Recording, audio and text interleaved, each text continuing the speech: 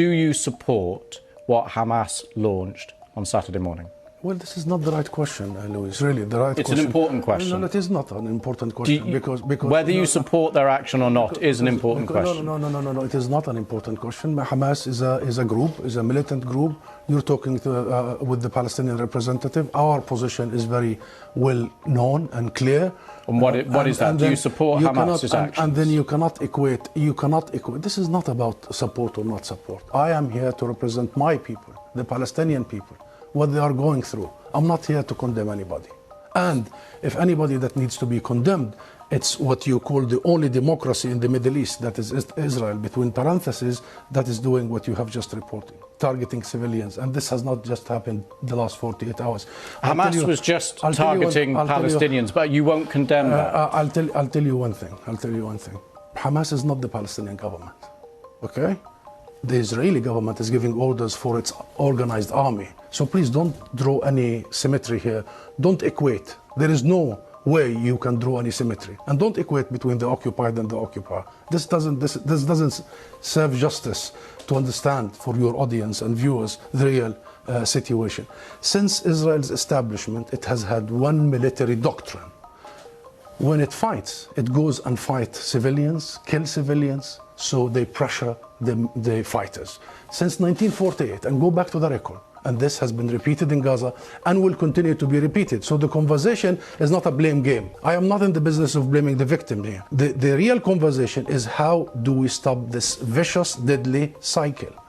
You just condemned Israel for killing civilians, and you won't condemn Hamas for killing civilians. How many times you have interviewed Israeli officials, Louise? Hundreds of times. Hundreds of times. How many times Israel have committed war crimes right live on your own cameras? Do you start by asking them to condemn themselves? Have you? You don't. You don't. No, I'll answer that question. You don't. You know why I refuse to answer this question? Because I refuse the premise of it. Because at the very heart of it is misrepresentation of the whole thing. Because it's the Palestinians that are always expected to condemn themselves. I mean, come on, this is a political conflict. We have been denied our rights for a long time. So this is the wrong starting point. The right starting point is to focus on the root causes, is to try and get out of this extreme dark tunnel, as opposed to this business by BBC and the mainstream media for 75 years. You bring us here whenever there are Israelis who are killed. Did you bring me here when many Palestinians in the West Bank, more than 200 over the last few months? Do you invite me when there is such Israeli provocations in Jerusalem and elsewhere? What Israelis have seen, which we started by saying tragic, the last 48 hours, the Palestinians see every day for the last 50 years. You know the situation in Gaza, you've just described it. This is the biggest open-air prison. Those people, 2 million, have been taken hostage by Israel for the last 16 years. So I'm saying this just to say, Louise, perhaps this is about time we abandon this rhetoric, very dangerous, this framework, and we start giving people the real ugly truth sometimes. What is the solution in your eyes? International law, that's it. The equal application of international resolutions and law and legitimacy, as you did in Ukraine.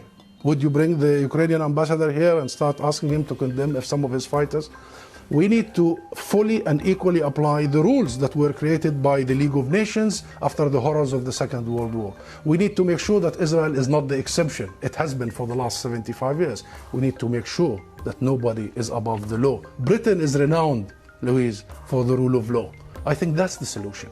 Israel is an occupying force. It is responsible to provide protection for the people under its occupation. And should they commit crimes and crimes against humanity in the coming hours and weeks, it must be held accountable by the international community and the international judicial system. Hussam Zomlot, thank you very much for coming on the programme. Thank you.